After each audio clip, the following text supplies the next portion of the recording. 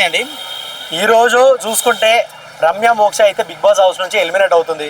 So మీకు ఎట్లా అనిపిస్తుంది? ఏముంది, ఎలిమినేట్ అయిపోతుంది. తన దగ్గర ఫస్ట్ ఆఫ్ ఆల్ గేమ్ లేదు బ్రో. యాక్చువల్గా తన వంట రూమ్లో తప్ప ఎక్కడా కనబడలేదు. అది ఇంతకుముందు జరిగిన వీక్లో కూడా ఆ ఫుడ్ వచ్చింది కదా ఆమెకి, ఆ ఫుడ్ తినే టైంలో తప్ప నాకు ఇంకా ఎక్కడా కనబడలేదు. ఇంకో హైలైట్ ఏంటంటే వీళ్ళందరికీ దొంగల ముఠా టాస్క్లు అవి ఇచ్చారు. 3 రోజులు వేరే గెటప్లో ఉన్నారు. ఏదో గడ్డానికి కూడా మీసాలు అతికించుకొని వచ్చింది.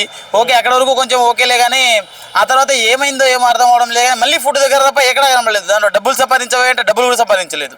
మళ్ళీ రాగానే తనుజని టార్గెట్ చేసి సో చాలా మాటలు అయితే అనడం జరిగింది. సో మళ్ళీ ఇప్పుడు తనుజ ఫ్యాన్స్ ఇప్పుడు నేను ఒక మాట చెప్తాను, ఆమె టార్గెట్ చేసిందా, టార్గెట్ అయ్యిందా? టార్గెట్ అవ్వబడింది. టార్గెట్ చేస్తుంటే తనుజ బయట ఉండేది, ఈమె లోపల ఉండేది. టార్గెట్ అవ్వబడింది కాబట్టి జనాలు ఈమెను టార్గెట్ చేసారు. అదే మరి, అందుకే టార్గెట్ అవ్వబడింది. తన గోతి తనే తవ్వుకున్నది. అదే ఎందుకంటే వచ్చినప్పుడు స్టార్టింగ్ నుంచి మళ్ళీ బాండింగ్లు వద్దు అనుకున్న తానే మళ్ళీ నాతో మాధురి గారు బాండింగ్లో ఉండడం లేదు, మాధురి గారు కలవడం లేదు అంటే నువ్వు బాండింగ్లో వద్దు అనుకున్నావు, నీతో ఎవరు ఉంటారు? ఎందుకు రమ్య మీద ఎక్కువ నెగిటివిటీ పెరిగిపోయింది? ఎందుకు ఆమె మీద ఎక్కువ? ఒక మాట చెప్తాను బ్రో, కండలు రాని అనుకున్నాము, గుండెలు రాని అనుకున్నాము, కానీ ఏం లేదు అక్కడ. అసలు బోనీ కూడా చేయలేదు ఆ రాణి. ఒక టాస్క్ బోనీ చేయలేదు. ఒక చాలా మంది అంటే బయట మొత్తం మేకప్ ఫిల్టర్లు అన్ని వేసుకుంది, లోపల ఫిల్టర్లే బ్రో.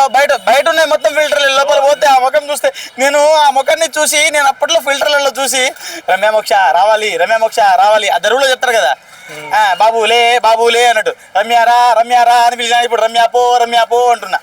అదే జరుగుతుంది, ఏం లేదు అక్కడ.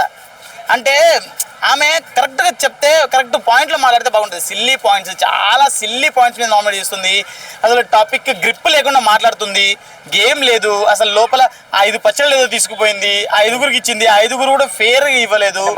ఏదో ఇచ్చామన్నట్టు ఇచ్చింది. మళ్ళీ ఏదో పచ్చళ్ళు పెట్టుకోవడమేనా? పచ్చళ్ళే ఇక వ్యాపారం, పచ్చళ్ళు అండి, పచ్చళ్ళు అంతే. ఇక ఏం లేదు అక్కడ డల్లా.